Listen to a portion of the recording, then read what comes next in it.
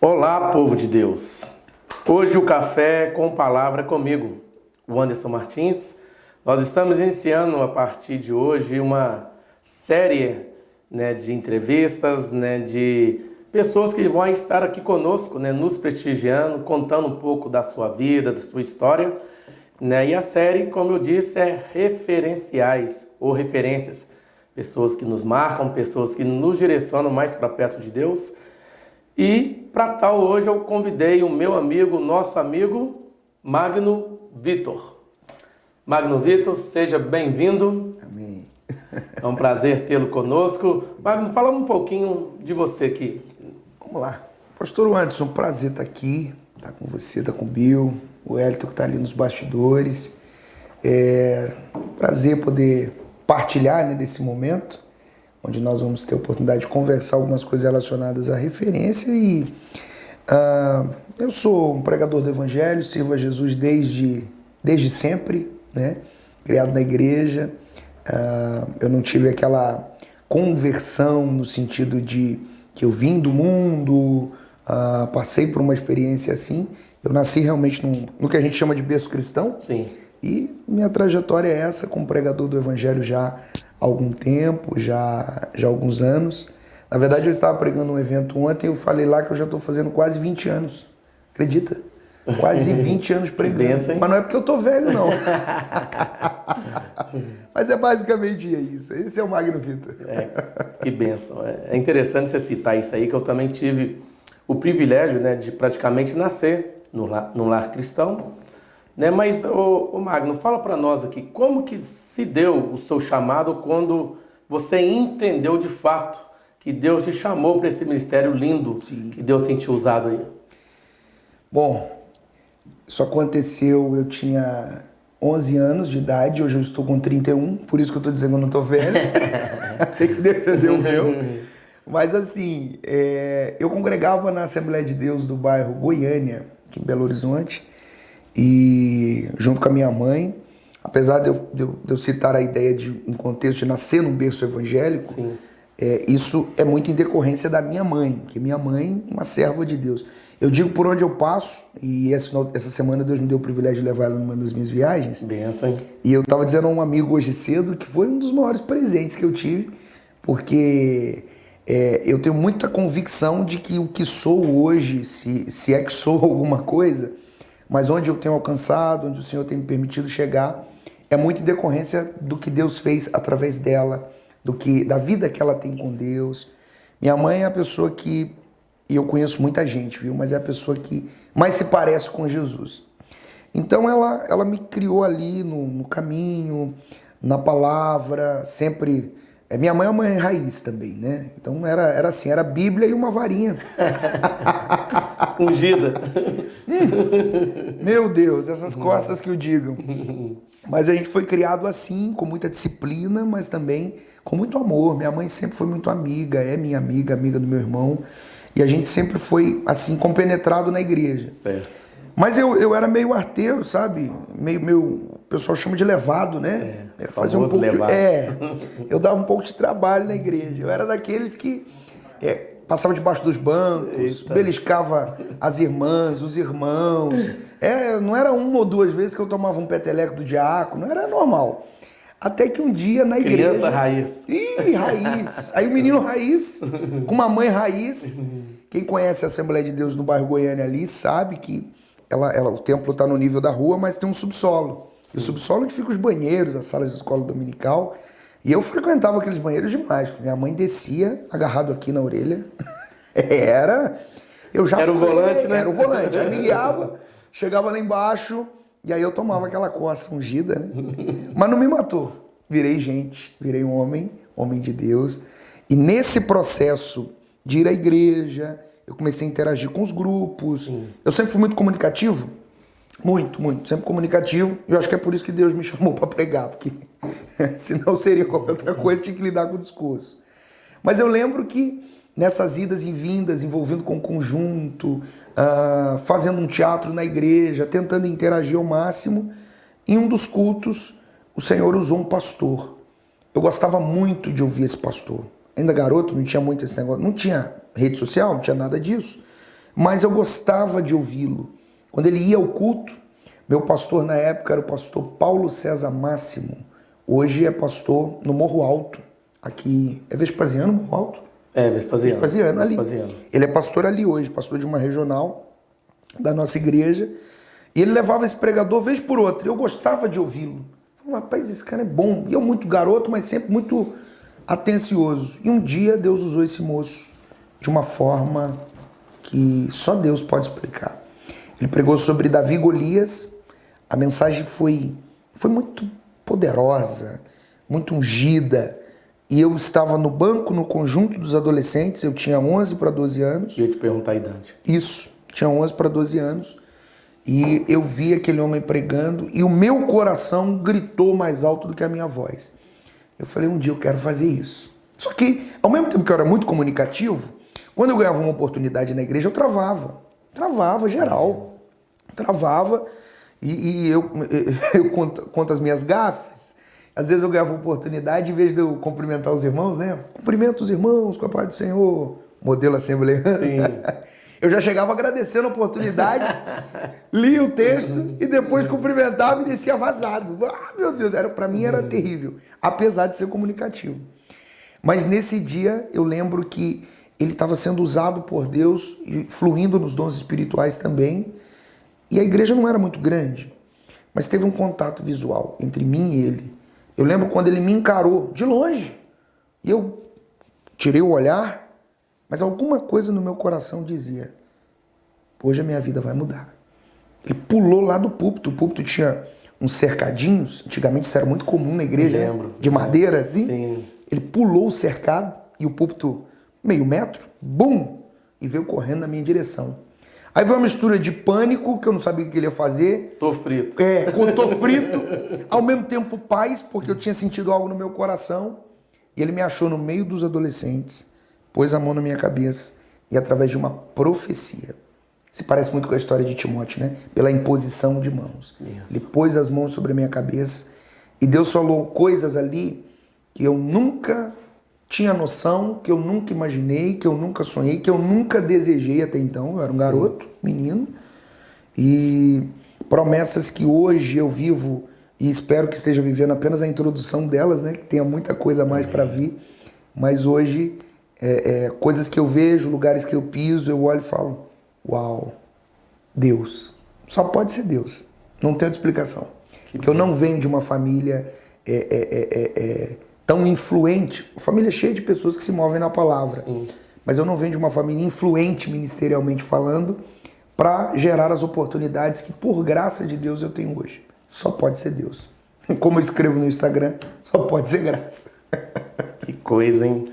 E o seu início, Magno, à medida que você percebeu que Deus estava lhe oportunando, te dando oportunidade como Sim. queira, né? É comum, né, a gente mirar em algumas pessoas, né, que viram Sim. referência pra gente, tipo, né, eu quero pregar igual o fulano, então, eu quero ter essa autoridade igual aquele pregador. Teve alguém que você mirou no início da sua caminhada? Eu era uma coxa de retalhos. Sério? E eu era um híbrido. Eu parecia com todo mundo, mas não era nenhum deles. Menos você. Menos eu. Mas assim, quando eu comecei, de fato, essa transição da chamada para a execução da chamada, ela durou aí... Essa profecia aconteceu, se eu não estou enganado, no final do ano de 2002. Final do ano de 2002, ano também em que eu tive uma experiência com Jesus... e de um milagre muito grande que aconteceu na minha vida, que eu vim praticamente ao óbito. E foi um ano muito marcante. Foi um ano da Copa. Sim. Brasil, Tóquio, Japão, né? Coreia, Japão, aquele negócio. Isso. Aquele ano. Então eu tive uma experiência com Deus no meio do ano. No final do ano, eu recebo essa vocação, através do profético. E a gente estava na transição. Minha família estava mudando de onde morávamos para outro destino. E nessa transição... eu fui inserido num outro bairro, numa outra escola, uma outra cultura, totalmente diferente. E eu fui inserido numa nova igreja. Certo. Assembleia mesmo? Assembleia de Deus mesmo. Mas uma nova igreja com, tipo assim, eu não conhecia praticamente ninguém. Então, Do ponto de vista de afinidade, ninguém sabia de mim, não sabia dessa profecia, não me conhecia. E eu chego, minha mãe e meu irmão no culto e, poxa, Deus falou, mas e agora? Mas por incrível que pareça, isso aconteceu em novembro, então vamos lá, dezembro, janeiro, fevereiro. Dia 15 de fevereiro de 2003, eu preguei minha primeira mensagem. Não foi a melhor, pelo contrário, foi a pior. Foi o início.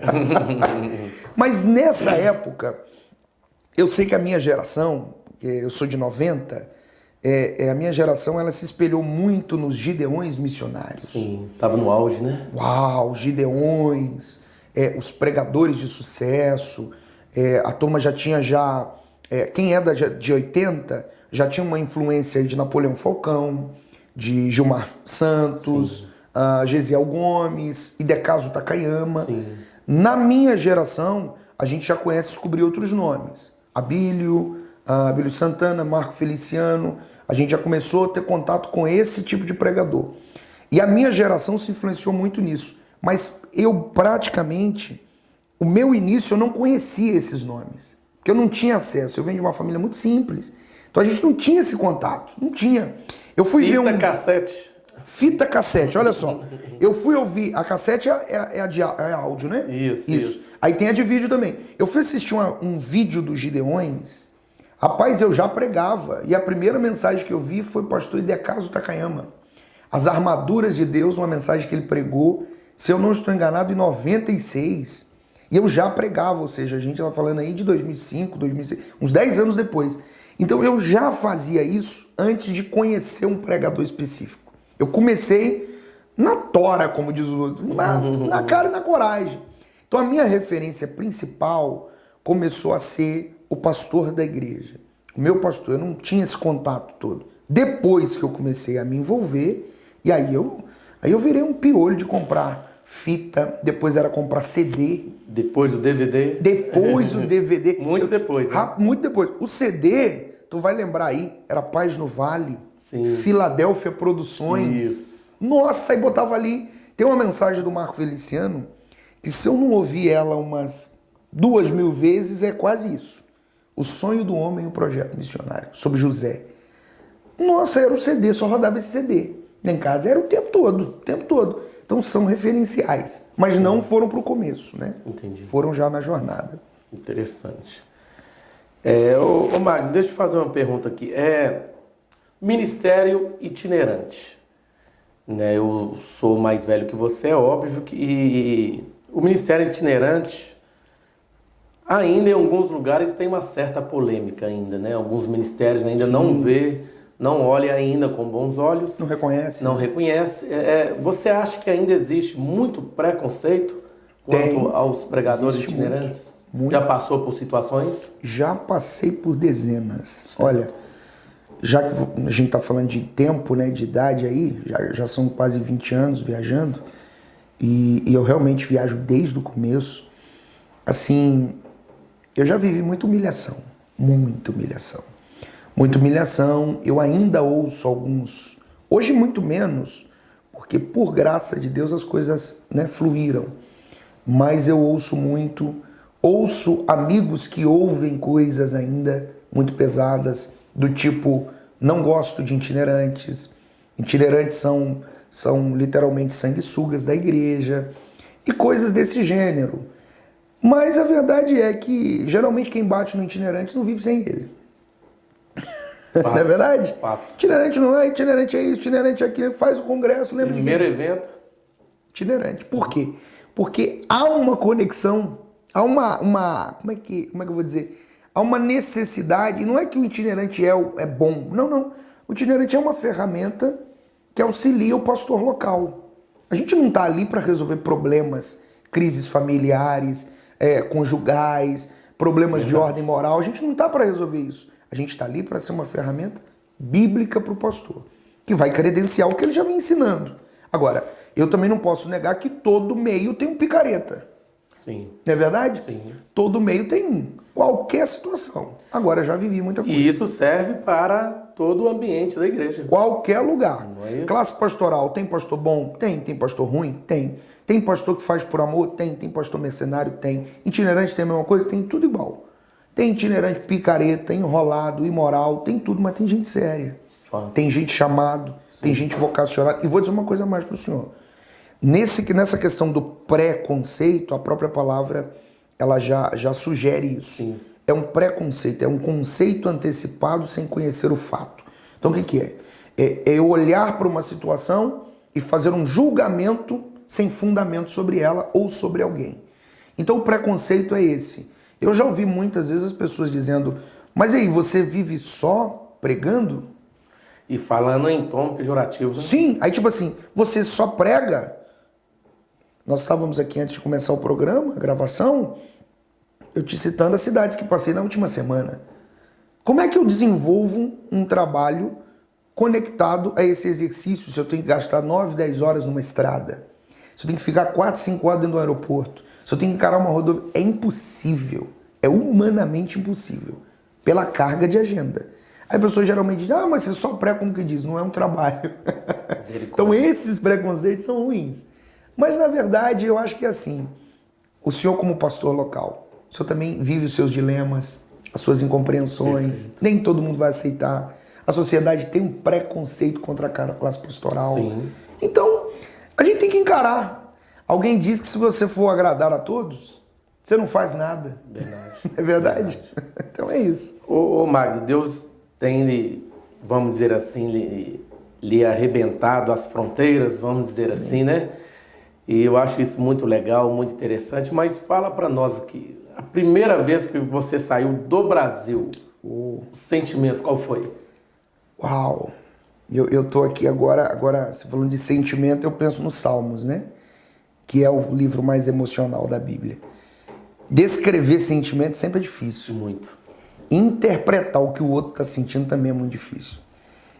E dizer o que você sentiu é tão pessoal que talvez eu não consiga expor à altura, mas o sentimento foi uma mistura de alegria, emoção, uma convicção profunda de que eu não manipulei nada para ir. E esse é um sentimento melhor ainda, né? Esse é maravilhoso. Porque às vezes as pessoas confundem volume de agenda, e claro que o assunto é itinerância agora. Sim. Eu prego todo dia, eu canto todo dia, eu ministro todo dia. Mas qual é a fonte dessas agendas? Isso precisa ser observado. Não, as minhas agendas elas fluem por conta do meu network. É válido. Mas peraí, e a mão de Deus? Entra e o onde? dedo de... Isso. Peraí, quem gerou essa oportunidade? Sim. Foi porque tem gente, você que vai assistir esse podcast, vai ouvir. Gente, tem gente que é muito chato. O senhor está aqui, o senhor é pastor, o senhor sabe disso. Ele fica o tempo todo contatando pastores. O tempo inteiro. Bom dia, boa tarde, boa noite. Para quê? Para gerar uma oportunidade para ele. Isso não é vocação. Não. Isso é manobra. Isso é manipulação. Então, sair do Brasil, para mim, foi um grande milagre, porque, na minha opinião, eu não teria condições para fazê-lo, atender uma outra nação. Na minha primeira ida, eu atendi Portugal, né? Então, o idioma é muito parecido, apesar que tem muita diferença em alguns detalhes. Sim. E fui atender a Inglaterra. E atendendo os irmãos ingleses, assim, foi para mim um espetáculo, que eu fiquei olhando e pensando, gente, eu tô aqui. Preguei num templo que tem quase 500 anos, o templo. Que coisa, hein? Uma construção toda de madeira em acústica que não precisa de microfone. Você fala para mais de 700 pessoas e como é que chama? A questão acústica. Acústica. Acústica precisa. E eu subi no altar, eu tenho uma foto lá, e John Wesley pregou ali. Eu ia te perguntar exatamente isso. Nessas saídas suas, nesses lugares, eu imagino que a gente, ou você no caso, se depara com situações e momentos históricos. Poxa, eu estou agora estou entrando na história. Deus está me permitindo pisar em lugares que muitos homens, né, de Deus respeitados pisaram, e hoje eu estou aqui. Que privilégio, que alegria, hein? Não, quando eu saí, muitas coisas vieram à minha cabeça. Por exemplo, a minha vocação é fruto de uma profecia verdadeira. Sim. E só Só depois eu fui descobrir que aquela profecia estava vinculada a uma profecia que minha mãe recebeu quando eu estava no ventre dela. E isso você não sabia? Não sabia. Minha mãe não tinha contado isso para mim. Minha mãe é muito zelosa. Sim. A ideia da minha mãe é essa: eu não posso tentar empurrá-lo à força para algo. Aí a gente lembra de Maria com Jesus. E guardou aquilo esperando cumprir. Minha mãe era estéril, para começar a história. Sério? A gente volta já na questão do sentimento, para explicar o sentimento fora do Brasil. Minha mãe estéril, minha mãe tinha um útero infantil, uma complicação genética, nasceu assim, e não podia ter filhos. E ela ia em tudo que é círculo de oração e tarde da bênção. Minha mãe doida. Meu vô porteiro da Assembleia de Deus, com bigode desse tamanho assim, ó. Meu vô. E meu vô ia com ela, rapaz, e rodava esse negócio todo. Um dia eles foram num determinado lugar, na tarde da bênção, num círculo de oração. Chegou na porta da igreja, quem foi receber ela? O filho da dirigente do círculo de oração. Só que o menino estava cheio. Um garoto, uma criança. Sim. E o menino veio no portão receber minha mãe, mas não veio em português, veio em mistério. Minha mãe entrou, e minha mãe buscando a cura pelo útero, para gerar, que era o sonho dela. Os médicos já disseram, não tem tratamento, sua situação é irreversível. E o menino em profecia, uma criança, cita 2 meninos no útero da minha mãe, na profecia. Aí, na profecia, o assunto foi esse: um é seu, o outro é meu. Com um você festeja as festas, o outro passará no meu altar. Só que minha mãe não tinha condições. Entendi. Estava casada acho que uns 4, 5 anos. Entendi. E a profecia girava em torno do meu ministério. Eu não sabia. Nasci, minha mãe nunca me contou. Cresci, minha mãe não falava nada. Chegou um momento que ela começou a ver que não era um fogo de palha, não era um embalo, não era uma emoção porque eu assisti um DVD de fulano de tal, Sim. Era um negócio verdadeiro. Aí ela me sentou e falou: aconteceu isso. Você é fruto de uma palavra de Deus. Então, quando eu chego na Europa, piso lá, quando eu desço do aeroporto, do avião, e eu ponho o pé, aí eu começo a lembrar das profecias.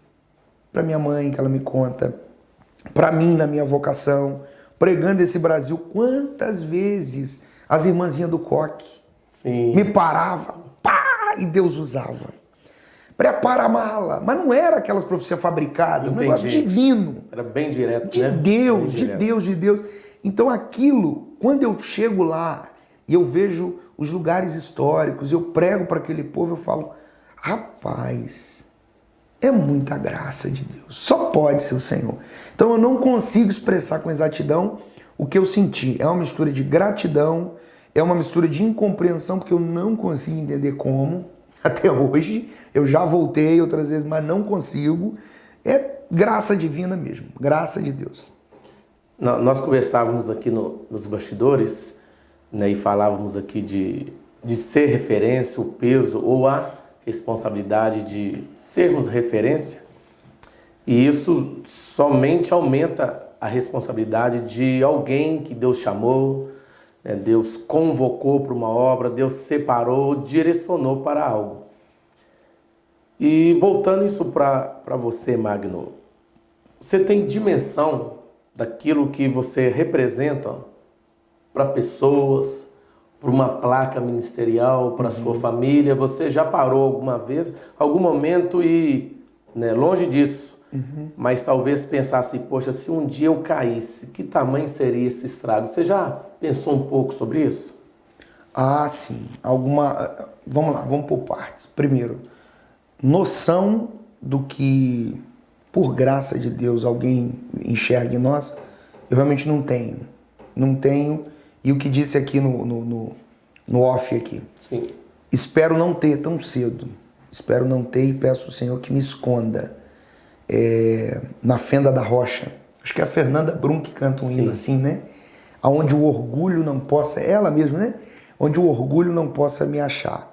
Eu peço a Deus muita graça, e geralmente eu, andando por aí, eu sempre sou muito aconselhado por homens de Deus, como o senhor e outros, que sempre dizem: Magno, preserve a simplicidade.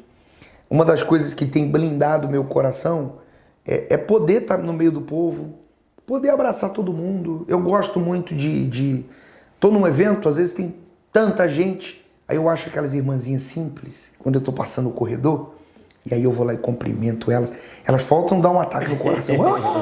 Assim, tipo assim, porque a turma não chega perto. Sim, sim. A turma não encosta. Tem alguns que tem até guarda-costas, né? Tem uns que são assim. E assim, gente, a gente não é nada. É tudo a graça de Deus. Então eu chego lá, cumprimento. Minha avó dorme no Senhor, já deve ter... Fez 1 ano agora, mês passado, que ela foi para a glória. E minha avó sempre dizia isso. Que a gente tem que preservar o pé no chão. Sim. Então, em qualquer que seja a situação, seja em qualquer que seja o auge, eu tento me proteger nisso. Agora, a noção do impacto de uma queda, que é a segunda parte da pergunta, uma queda sempre é trágica. Então, a mensagem que eu prego, pastor Anderson, que é sobre o machado de Eliseu, ou no ministério de Eliseu. E uma das afirmações que eu faço nessa mensagem é: ferramentas boas também caem. Por quê? Porque a gente só frisa a queda do machado, mas a gente nunca para pensar que antes do texto dizer que o machado caiu, tem um verbo do versículo anterior que diz: e cortaram árvores. O machado está lá. Ele funciona bem. Funciona tanto que funciona para o dono e funciona para quem pegou emprestado. É boa, a ferramenta é boa, mas cai. Então eu fico na advertência de Paulo: aquele que está em pé, cuide para que não caia. Agora, nós não estamos isentos das artimanhas do diabo para tentar nos derrubar, e em todas elas a graça de Deus vai nos sustentando. Se a gente for contar que todos os livramentos e de todas as situações mais inesperadas possíveis que eu já vivi, e que o Senhor, por graça, foi lá e me tirou daquilo, porque aquilo poderia ser o meu fim, espiritualmente, ministerialmente, a gente gastaria muito tempo. Mas vou dizer uma coisa a vocês: continuo de pé, não por minha capacidade, mas pela graça de Deus. Essa dependência é muito importante. Nós Total. já estamos, infelizmente, finalizando, mas eu quero já deixar aqui minha gratidão pela tua presença. E para finalizar, Magno, gostaria que você desse para aqueles que nos assistem, para aqueles que nos veem, para aqueles que também estão nos ouvindo hoje, nesse dia, e para aqueles que vão nos assistir futuramente. Qual conselho você daria para aqueles que sonham ingressar no caminho da itinerância e deixar Deus o levar como tem feito, assim como você? Vamos lá. Já acabou? Infelizmente. Gente, tá tão bom o papo, mas assim, um conselho ou alguns conselhos que eu poderia deixar a você que tem uma vocação. A primeira coisa que você precisa considerar: Deus me chamou mesmo? Porque eu tenho dito por aí, e preguei isso ontem, o mais difícil não é você ser um diácono, um cooperador, um presbítero, um evangelista, um pastor, um itinerante, um cantor de sucesso, um pastor de sucesso, porque existem meios manipuláveis para você gerar isso. O mundo de hoje, tudo que você paga, você tem. O mais difícil é você ter uma vocação. Porque a vocação independe da placa denominacional, dos recursos financeiros, da sua situação, da sua circunstância, ou da tentativa de pessoas malignas de lançar lama em você. Vocação é algo que te sustenta, te fundamenta e te estabelece. Tem uma chamada? Magno, não, eu tenho convicção de que Deus me chamou para o ministério como pregador. E aqui eu faço uma diferença. Uma coisa é Deus chamar você como um pregador do evangelho. Outra, bem diferente, é a sua vocação ter o desdobramento da itinerância. Ser itinerante e ser pregador, às vezes isso está envolvido com uma única pessoa. Por que eu estou dizendo isso? Porque nem todo pregador será itinerante. Sim. E o pregador que não é itinerante não é menos pregador do que o outro. Não é porque ele prega menos. Não é porque não é tão capacitado. É simplesmente por uma razão divina. Deus decidiu que não. Deus decidiu que sim. Então, como itinerante, não entre na itinerância simplesmente porque alguém interpretou como um estilo mais fácil de vida. Não seja um itinerante simplesmente porque, eu acho que financeiramente é mais interessante. Não. Você só pode ser um itinerante se o Espírito de Deus te convidar para isso. Por quê? Porque eu conheço 1, 2 e dezenas que não foram vocacionados para viver integralmente por isso. E vivem frustrados, vivem manipulando situações, vivem manobrando oportunidades para cumprir suas obrigações financeiras ao longo da vida. Por quê? Porque não entendeu que se Deus te chamou para pregar, pregue. E se na pregação Deus te chamar para viver integralmente disso, Ele vai criar a oportunidade. Ele vai estabelecer. Existem muitos bons pregadores hoje frustrados, porque pensaram, e eu acho que isso é até uma infiltração por parte dessa cultura gideonita. Gideões foi muito bom em certa parte, sim, em outras não. Eu acho que os Gideões afetou uma geração negativamente quando ensinou que pregação é isso, é viver disso, é viver postando agenda aberta, é viver nesse auge, nesse áureo todo, de avião, de ônibus, de viagem, blá, blá, blá, blá, blá. E nem sempre é assim. Eu conheço amigos, pregadores de mão cheia, que pregam 200 vezes mais do que eu, mas que foram chamados para pastorear uma igreja local, para cooperar num ministério específico, trabalhar em uma empresa e cuidar da sua família. Então, é necessário fazer essa diferença. E eu concluo dizendo, tem uma chamada? Realmente, na chamada, Deus quer que você viva integralmente como itinerante? Nunca manipule oportunidades. Porque eu aprendi uma coisa, pastor Anderson. Você pode manipular uma situação e entrar numa porta por uma manipulação, mas somente a determinação de Deus, o decreto de Deus te manterá lá. Amém. Pregar em uma igreja uma única vez não é muito importante. Para o itinerante, o bom é você ter uma aliança. Você ter um vínculo. E esse vínculo quem te garante é Deus. Então não manipule. Deixe o Espírito de Deus fazer. Deixe Ele operar. Ah, mas o Deus está me levando só a igreja pequena? E qual o problema? E qual o problema? Eu costumo dizer, Magno, que tem pregador para 10, para 100, para 1000 e para milhões. Sim. Então, nós precisamos entender, o chamado ou a dimensão do chamado. E quem abre ou fecha a agenda sempre será Deus. Amém? Magno, exatamente. Sem palavras para expressar, isso. Muito feliz com a tua presença aqui. E esse é Magno Vitor, referencial de homem de Deus, referencial de que tem ainda muitos homens de Deus que honram de fato o Evangelho. Que Deus venha te abençoar. Em nome de Jesus. Amém. Um abraço. Deus abençoe vocês.